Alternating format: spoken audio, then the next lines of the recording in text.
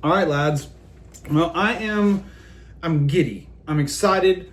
We have the brass executives are forming. I have got a vice president of the company now. So Gina is the vice president. She has been promoted. Comes with a bit of a pay bump. I want to explain to y'all why this is like a multi-million-dollar move. Okay, because I don't know if this is going to be as easy to see from the outside looking in. Like I think that 3 years ago, if I was like working for this company, I might see this move and be like, what the fuck? Why not me? I should be the VP.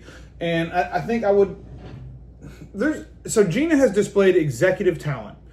And I don't know how I put my finger on it, what it is that makes someone have executive talent, but she has it. And like, she's got it. I can sense it. I feel it. I know it.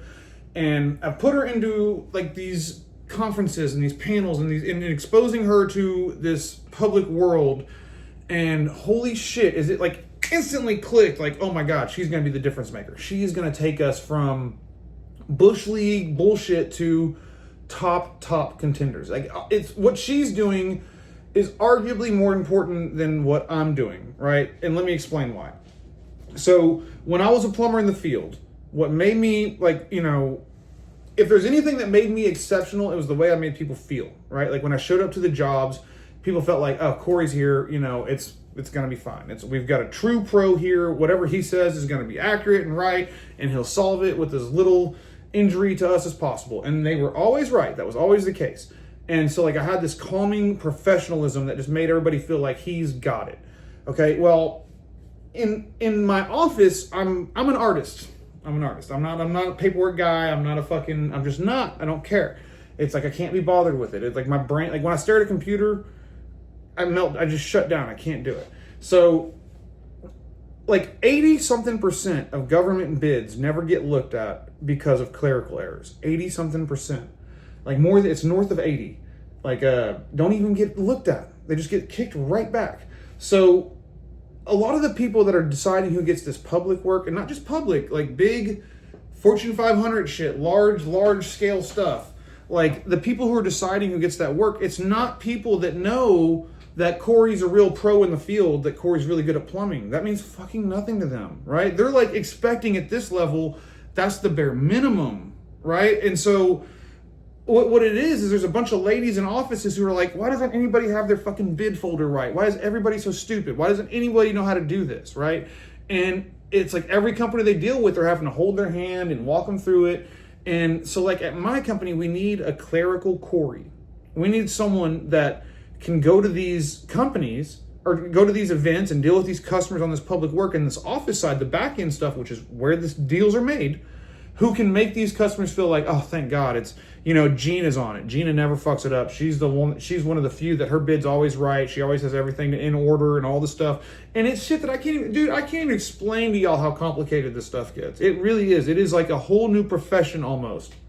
And so what I can bring to the table becomes extremely limited. What someone turning a wrench can bring to the table is extremely limited in comparison to the reach that we're able to get with someone who has the ability to be diligent, strategize long-term, understand the consequences and the long-term implications of things, can, actually, do projections on our income and like projections that have worked out so far. And like, I mean, Jesus Christ, Gina's cleaned up my shit so much. It's like, and I'm just so happy for her. I really am. Like and that's my biggest blessing. Besides like my wife and kids, which good Lord, did I get lucky with this family. But after them, my biggest blessing is that like I'm able to be happy for other people. And like, it almost feels like it happened to me. Like, so like Gina's the one who's got this big promotion, a raise, and like some cool shit's going to happen for her. But beyond that, and I feel like it happened to me. Like, I feel like I got a promotion today, and like, that's a fucking blessing. And like, I love that.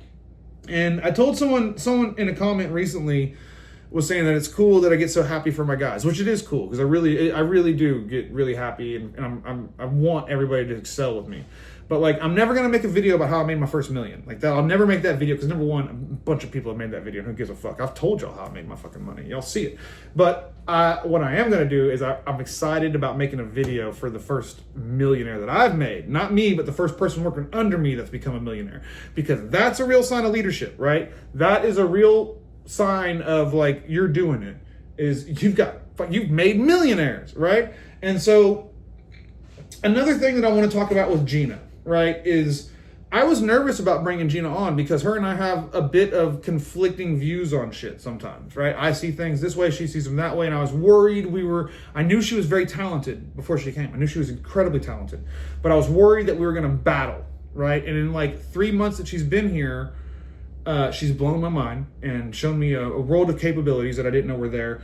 But like, I've had to accept the realities, right? So like, it's not up to me what people really make. It is to a degree, but it's not, because this is a meritocracy. So like, I was nervous about Gina. I was wrong.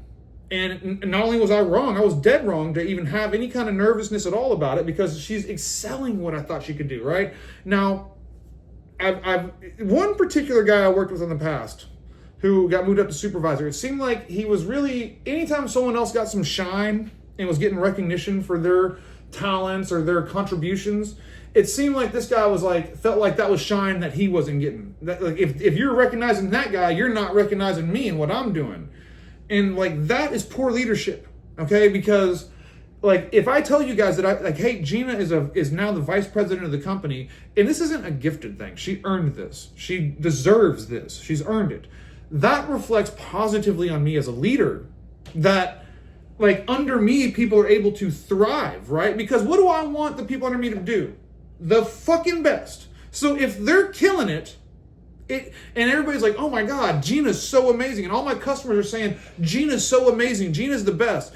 That doesn't mean they think I suck. That means they think I'm amazing. Fucking good team. It reflects, the better she does, the better I do. Because what's my job? And I've told y'all this before, I have one job, or two things I have to do as the owner of this company.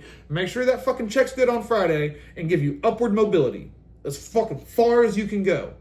And so Gina's so talented that now I have executives. I have an executive team. And I'll go into like her role, and like, I haven't fully gone over it all with her yet, what I expect out of her. And sorry about the hat. I know I look ridiculous. My hair's poofy right now. It's fucking hat. Kangaroo Boys. But that's a golf channel on YouTube. They're freaking hilarious. I love those dudes. Watch them and tell them the Brass Man sent you. But I don't know, guys. I'm fucking excited. We have an executive team, and I'm not gonna tell you everything she's gonna do yet, because it's this. But I will tell you this. I'm kind of partnered with another company that's like, the guy's who owns it his name's Rob. He's become one of my best buddies. I trust him implicitly. And I'm really working hard for his company. And so Rob's sister, who was like a white collar lady, she was in the executive world. She's a project manager for him now. And she's handled a lot of these like urgent care clinics and stuff. She does them all on her own. She's very good. She's not just like some broad, like some dude's sister. She's actually talented in this industry as a general contractor and a project manager.